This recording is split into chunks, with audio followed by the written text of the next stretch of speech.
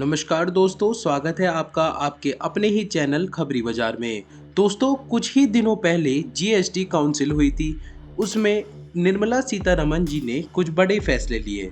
वहीं पर एक कार टैक्स, जो भी रीसेल वाली कारें, उनमें टैक्स का जो इशू था वो काफ़ी सारा हाइप कर रहा था।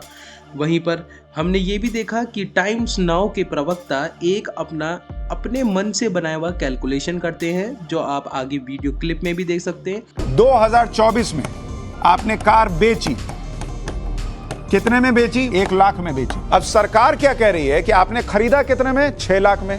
बेचा कितने में? 1 लाख में। अंतर कितना हुआ दोनों के बीच? अंतर 5 लाख का हुआ। अब सरकार कह रही है कि ये जो डिफरेंस है 5 लाख का, इस पे 18% तुम टैक्स भरो। बेच रहे हो पब्लिक कह रही है कि ऐसे ही हम नुकसान में बेच रहे हैं। अब उस पर 18% टैक्स, यानी 5 लाख का आप 18% निकालिएगा। 5 लाख का 18%, तो वो कितना बैठेगा बॉस?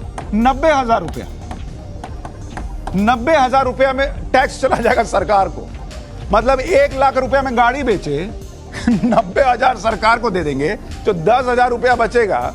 वो लोग वैसे ही कहेंगे कि कुछ पार्टी दो, कार बिक गई तुम्हारी पुरानी वाली, तो बचा क्या मेरे पास? जिसका कोई सेंस नहीं बनता। और इसी को एक्सपोज करते हैं एक और फाइनेंस यूट्यूबर पुष्कर राज ठाकुर। इस पूरी कैलकुलेशन में 5 लाख का 18% जो कि 90,000 होता है, बस यही सच है। बाकी ये जो भाई साहब समझा रहे हैं, ये टाइम्स नाउ की वीडियो है, पता नहीं वीडियो डाउन क्यों नहीं करी अभी तक। तो आप उनका वीडियो भी देख सकते हैं। पर आज हम इन सब टॉपिक से हटकर एक दूसरे ही टॉपिक पर बात करने जा रहे हैं, जिसका नाम है real effective exchange rate, REER क्या है और ये स्ट्रॉन्ग क्यों हो रहा है। करेंसी फ्लक्चुएशंस का ड्रामा देखने किसी हाई स्टेक बॉलीवुड मूवी देखने से कम नहीं। एक दिन लगता है इंडियन रूपी संभल रहा है और अगले दिन USD US डॉलर के सामने गिरता हुआ दिखाई देता है।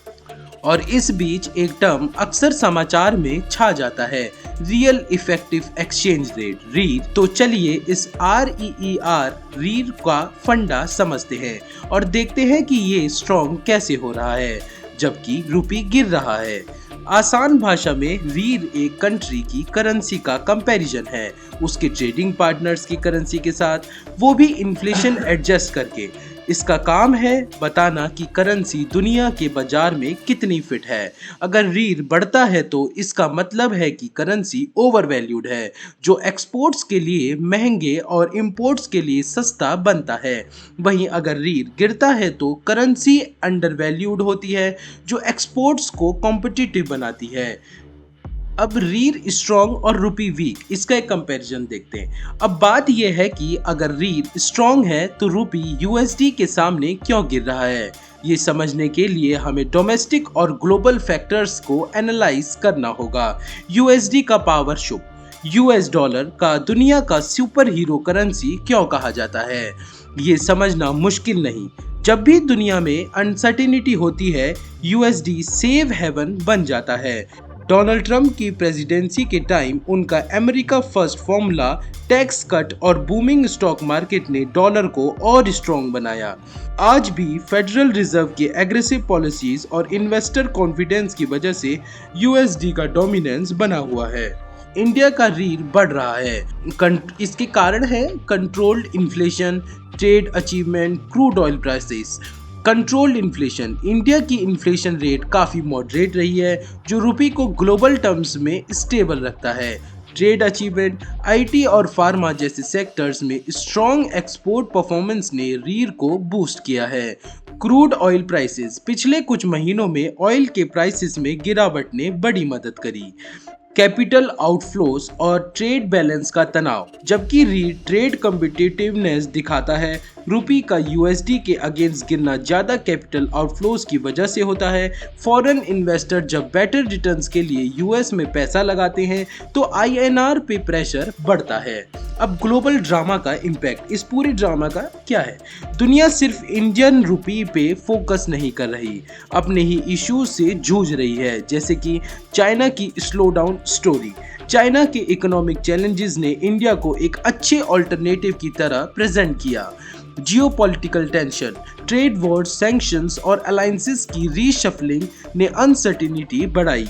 जो यूएसडी को और स्ट्रॉन्ग बनाता है। ट्रम्प का एरा, चाहे उन्हें पसंद करे या ना करे, ट्रम्प की पॉलिसीज ने ग्लोबल इकोनॉमिक्स को रीशेप किया। उनकी टैरिफ्स और ट्रेड एग्रीमेंट्स ने करेंसीज पर डायरेक्टली इम्पैक्ट डाला। Why does it matter? रीर का स्ट्रेंथ और रुपी का गिरना यूएसडी के सामने एक कंफ्यूजिंग कहानी है। ये बिल्कुल एक मसालेदार बॉलीवुड मूवी की तरह है, जहां प्लॉट ट्विस्ट हर दूसरे सीन में होता है। पॉलिसी मेकर्स के लिए ये एक टाइट रोप वॉक बन जाता है। स्ट्रॉन्ग रीर कॉन्फिडेंस दिखाता है, लेकिन वीक रुपी इंपोर्ट्स को महंगा और ट्रेड डेफिसिट को ज्यादा करता है। इंडिया की स्ट्रेटजी क्या हो सकती है? इंडिया के पास बहुत पोटेंशियल है इस सिचुएशन का फायदा उठाने का। Make in India infrastructure development और एक्सपोर्ट को बढ़ावा देने वाले इनिशिएटिव से इंडिया डॉलर पे अपनी डिपेंडेंसी कम कर सकता है। साथ ही ग्रीन एनर्जी और डिजिटल इकोनॉमी जैसे नए सेक्टर्स फॉरेन इन्वेस्टमेंट अट्रैक्ट कर सकते हैं। तो भाई लोगों, मॉरल ऑफ स्टोरी ये है कि करेंसी की कहानी सिर्फ यूएसडी के अगेंस्ट रुपी का रेट नहीं बताती। ये ट्रेड, इन्फ्लेशन और ग्लोबल पॉलिटिक्स का एक बड़ा कॉम्प्लेक्स डांस है। चाहे वो डोनाल्ड ट्रम्प की पॉलिसीज हो या क्रूड ऑयल की फ्लक्चुएशन, हर फैक्टर अपना रोल प्ले करता है। और जैसे हर ग्रिपिंग ड्रामा की तरह ये कहानी भी खत्म होने वाली नहीं है।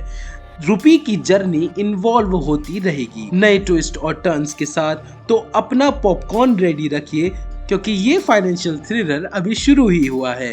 रीर और फॉरेक्स की दुनिया में एक बात तो पक्की है, जो दिखता है वो हमेशा वैसा नहीं होता। तो इसी के साथ दोस्तों, एक फन वे में हमने आपके लिए एक स्क्रिप्ट प्रिपेयर करी है। आप इसको काफ़ी अच्छी तरीके से डॉक्यूमेंट से या व्लॉग से या रिटन ब्लॉग्स जो होते हैं वो आर्टिकल्स को पढ़ के आप इसको एनालाइज कर सकते हैं। इसको और अच्छे से तोड़ मरोड़ के इसमें अपने कमेंट्स को जरूर शेयर कीजिएगा। हमारे चैनल खबरी बाजार को जरूर फॉलो करिए। धन्यवाद। आपके सामने एक बड़ा सा रेड बटन है, हाँ